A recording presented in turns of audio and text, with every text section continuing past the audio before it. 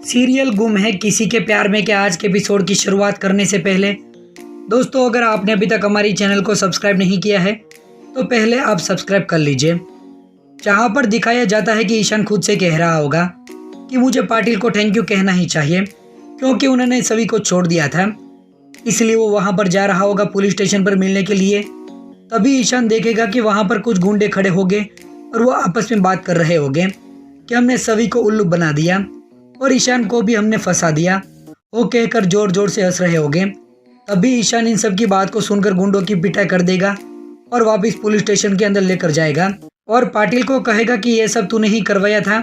तभी पाटिल भी ईशान के सामने ही बोल देगा कि हाँ, मैं सभी से प्यार करता हूँ और मैंने ही ये सब किया था और मैं जब भी तुम्हें सभी के आसपास देखता हूँ तो मुझे बहुत जलन हो रही है, इसलिए मैंने ये सब कुछ किया।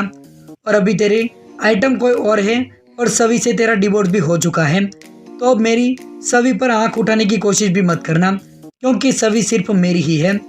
तभी ईशान कहेगा कि तू मुझे मास्टर जी कहता है, तो मैं आज तुझे एक सबक सिखा कर जाता हूँ और आज का सबक तेरे लिए ये है कि सभी को तू भोली भाली समझता है, वो बल्कि है नहीं, वो तो ज्वालामुखी है।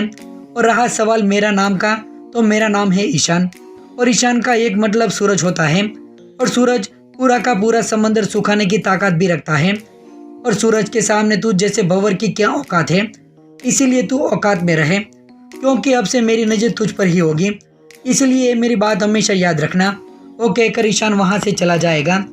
तभी पाटिल ये सब बातें सुनकर बहुत ही गुस्सा उसे आने लगेगा। तो वहीं ईशान जब जा रहा होगा और खुद से कह रहा होगा कि मुझे सभी को सारा सच बताना ही होगा कि पाटिल कितना बेकार आदमी है, लेकिन सभी मेरी बात ही नहीं मानेगी। उसे तो ऐसा ही लग रहा है कि मैंने ही उस लड़के को पिटवाया है। फिर ईशान सभी को वॉइस मैसेज डाल देगा और कह रहा होगा कि मैं तुम्हें अर्जेंट मिलना चाहता हूँ, तुम जल्दी से आ जाओ। तभी सभी मैसेज को सुनेगी और ईशान को वापस रिप्लाई करेगी और कहेगी कि आपको जो भी बात कहनी है वो मुझे मैसेज में ही कीजिए। लेकिन ईशान फिर से वॉइस मैसेज डालेगा कि मुझे अर्जेंट मिलना ही पड़ेगा और इतना तो हक बनता ही है। तो फिर सभी सोचेगी और फिर ईशान के ऑफिस में मिलने के लिए जाएगी। तभी ईशान से बोलेगा कि वो पाटिल तुम्हारे लिए खतरा है और जितना हो सके तुम उनसे पाटिल से दूर ही रहना। तभी सभी भी उसे कहेगी कि मैं उसे समझा दिया है कि मेरी तरफ से ऐसा कुछ भी नहीं है। उस पर ईशान कहेगा कि तुम जानती हो उस लड़के को पिटवाने के लिए जो लड़के भेजे थे वो भी उस पाटिल ने ही भेजे थे और वो मुझे फंसाने की कोशिश भी कर रहा है, वो तुम्हारे पीछे पागल भी हो गया है। अब तुम्हारा उनके आसपास भी रहना बहुत खतरनाक साबित भी हो सकता है।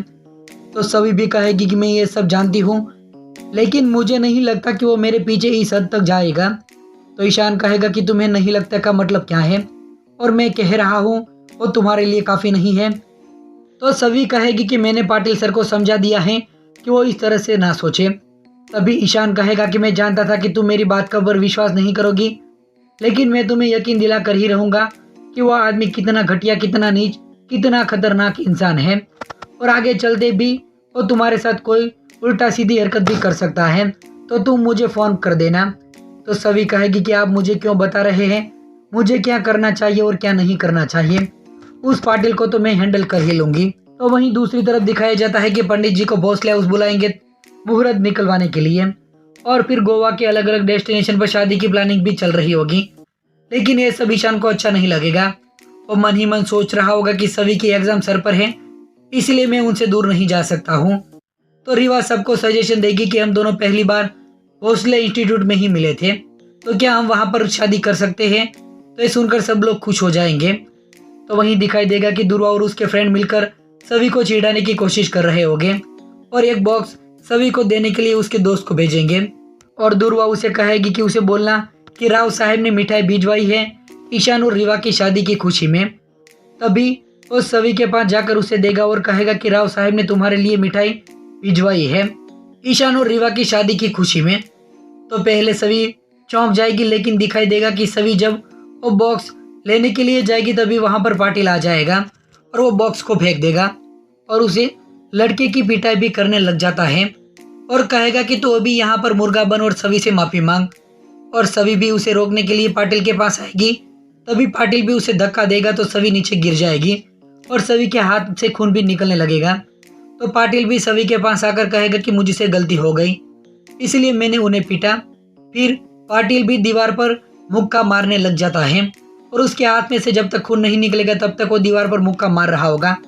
फिर सभी के पास जाकर कहेगा कि अगर कोई आपको चोट पहुंचाएगा तो मैं उसे छोड़ूंगा नहीं। तभी सभी को ईशान ने जो भी बातें बोली होगी वो सब उसे याद आने लगेगी। तभी आज का एपिसोड खत्म हो जाएगा। तो दोस्तों, आप आने वाले एपिसोड को देखने के लिए कितनी ज़्यादा एक्साइटेड हैं, आप हमें अपनी राय कमेंट करके ज़रूर बताइए।